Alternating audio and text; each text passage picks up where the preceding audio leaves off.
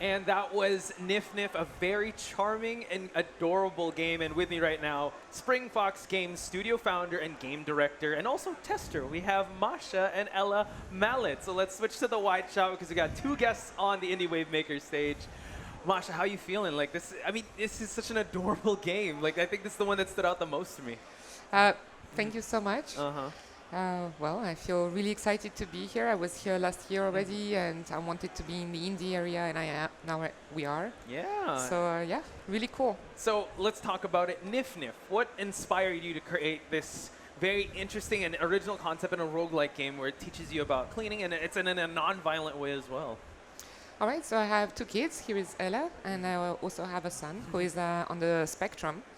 And myself, I'm a hardcore strategy game player. Okay. And so they watch me play, but my son is extremely sensitive to violence. So I was trying to, we were trying actually with my daughter to create something that has a system that doesn't use attack and defense. Because when he was small and he saw Pokemon the first time, he cried because he didn't want to hit the rabbit, you know. So basically we came up with this cleaning idea. So instead of beating up rabbits, you know, you clean animals and then they dirty you back.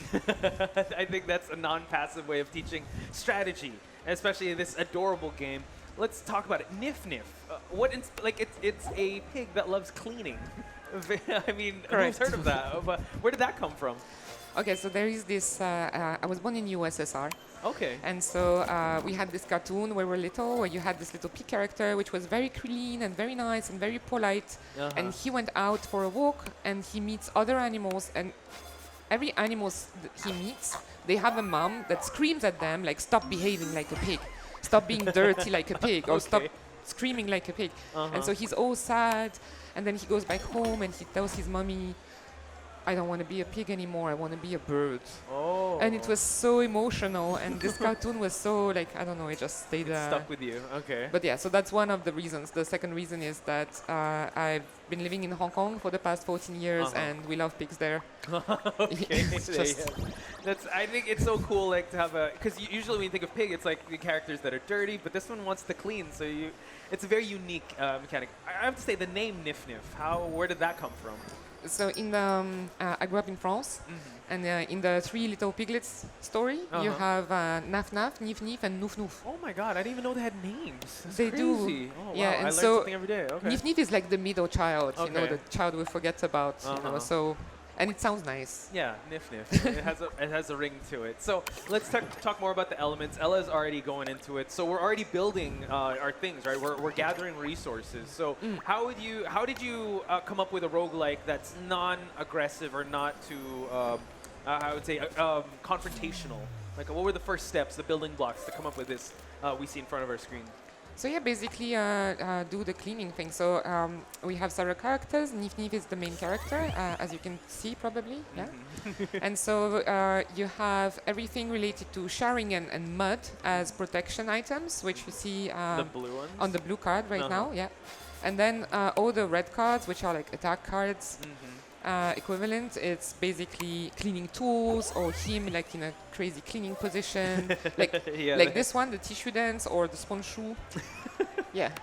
You were mentioning like a lot of Easter eggs, right? There's a Back to the Future reference at one point. Yes. How many Easter eggs are in this game? I don't know, maybe 50. Matador show, mud shower. I'll show you maybe, Ella, if you can try to get us a story event to show.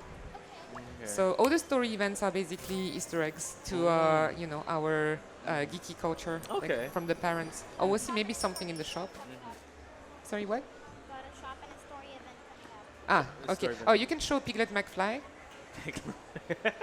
So yeah, this is Back basically to the Future fans out there. Like you said, the hoverboard. Hopefully, it gets the DeLorean in time. Exactly. But, okay. So, I mean, you have a very close working relationship with Ella over here. How is the dynamics like with the back and forth for feedback? So what do you do, Ella?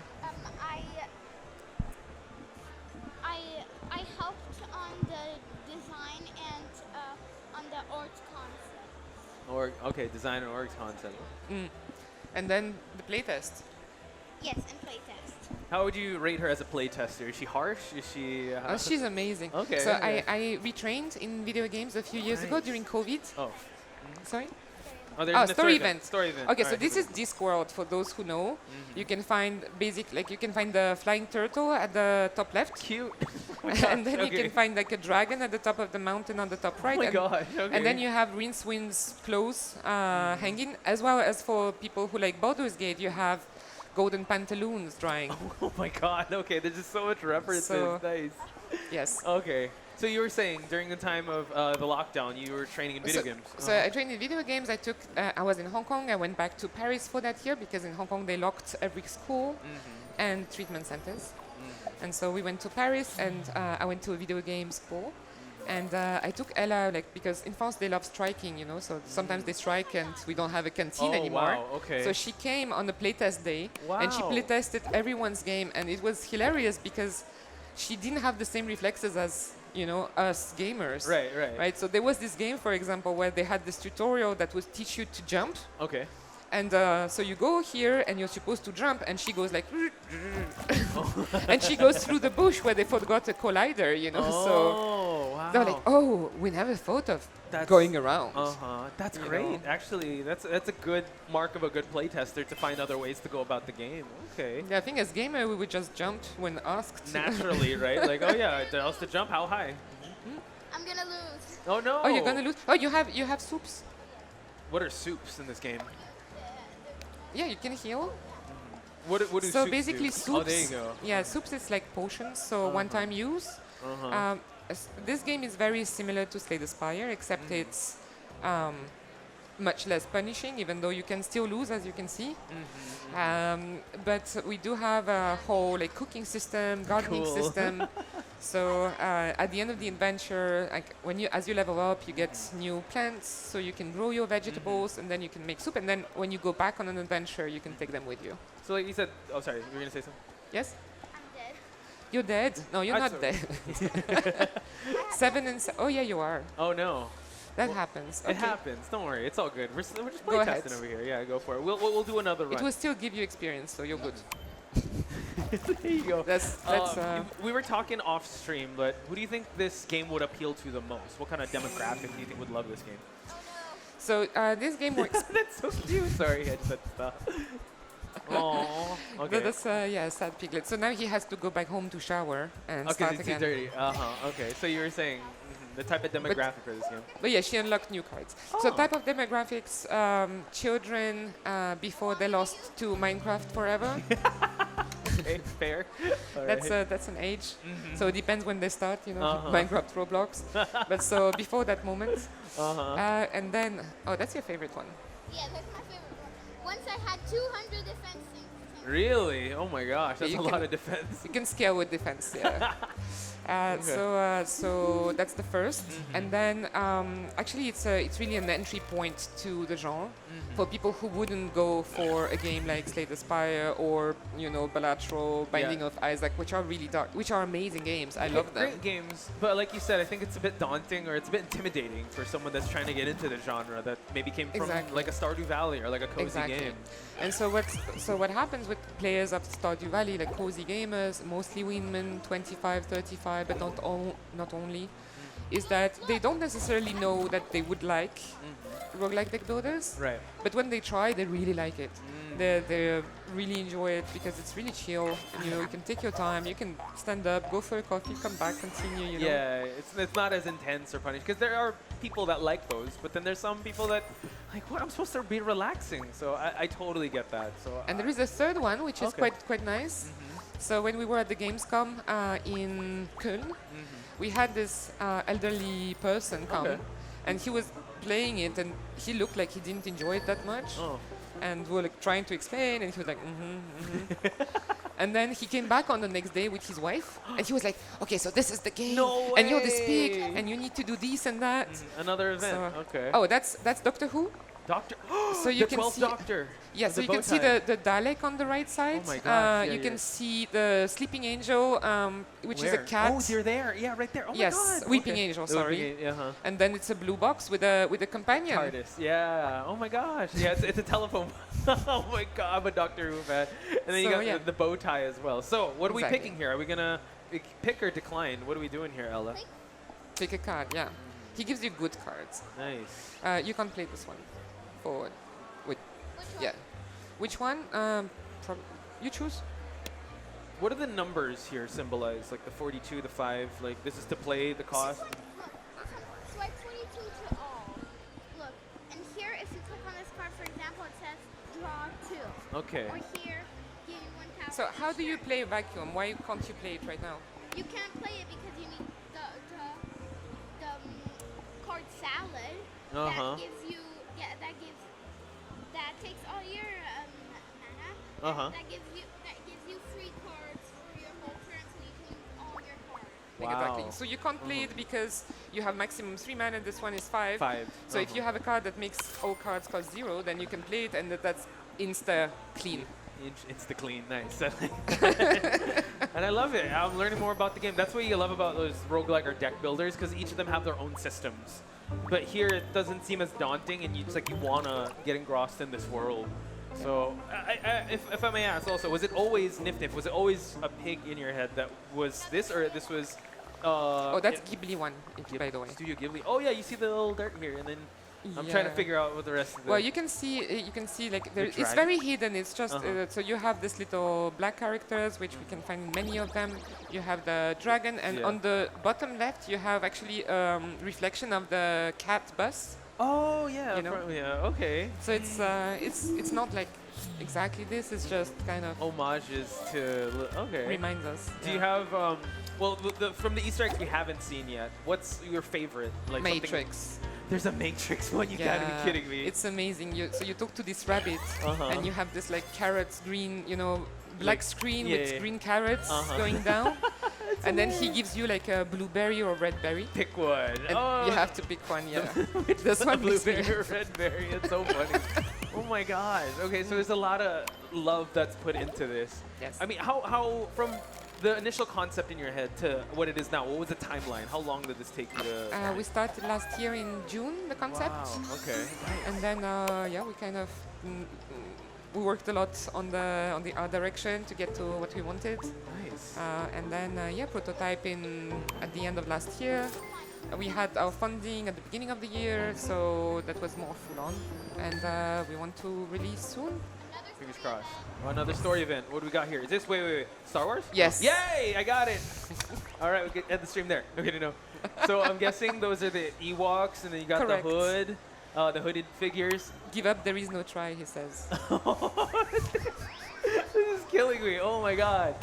I think this is amazing, especially if like, you know how like cartoons before, like there were some jokes there for the adults too, like for them to get it. Exactly. Here there are references for you to be able to get it as well. Oh wow. That's exactly that. Nice. It's also us having fun and us not having a narrative designer, so kind of trying to get from our own inspirations. Right.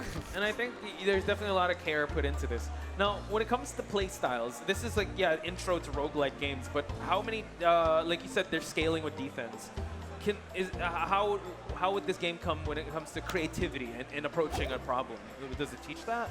So, well, you start with simple things. So Nif is a character that teaches you the basics of deck building. Yeah. So basically you have attack, defense, draw. You know, like the 3 basics. Yeah. So you have archetypes around those. Attack, like around multiple attacks or really strong cards. Defense, where you use your defense to attack, like shield bash kind of thing. Okay. And then the draw one, where you can either have like super powerful cards that you can't even play if you don't have this like the 0 mana thing, or you can have infinite turns, by taking all the draw cards and paying 0 to play them. If I may ask, what's your favorite play style and what's Ella's favorite play style? Like, Mine is the 0 draw. Zero Ella, draw. what's your favorite play style? like What's your what favorite cards? cards and combo? My favorite is I like the bucket with the potato. Can you click on the potato to show what it does? Potato, yeah. Wait. Click on The it so people description. can read. Yeah. Click on it. Yeah. Protection doesn't. Oh. Okay, so between this one basically keeps your Resets. it keeps your protection, and bucket. Click on it. Use protection. Swipe a creature. So that's like Oh. a shield bash. Okay. Nice. So that's her favorite because you can multiply strength like to the infinite, and so she can get like defense. So she can get like 10,000 defense and break the game and break the UI. Has that actually happened? Oh yeah. Oh my! And you can still do it, or you guys fix that, or? I don't want to fix it. Well, it's a labor of love. Ella definitely found that out, so we're keeping it. I think no, it's hilarious because we have streamers that find this kind of breaking moment, but they have so much fun on it. So that's Right. actually the most active moment of their streams, and they think they broke the game, and But we you're don't like, know. And I'm like, yes, Yeah, keep sure, enjoying it. Sure, yeah, it's all part of the plan, if you would. That's amazing. And when it comes to the art style, did this come from you? Like, what was the team behind this art style in this direction? Because it's honestly, I feel like it's its own IP. I feel like I'm looking at a storybook right now. So mainly our artists are from China and Russia. So they work together. I myself, I was born in the USSR, and as I said, and when I was a kid, the cartoons that we looked at all had very specific art directions. And then I moved to France. Yes, you can get some rest. Oh. And when I moved to France, we had like this like Disney aesthetic Right. and manga aesthetic, and there wasn't much in between. It was either one or the other, right? Yeah, when in USSR cartoons, like from everywhere in the USSR, you had this like really distinct, crazy stuff. And even Miyazaki actually main inspiration is those cartoons as well. Oh, And so I wow. really wanted to find something for us that nobody else has. So not chibi, not Yeah. Japanese, like something our own.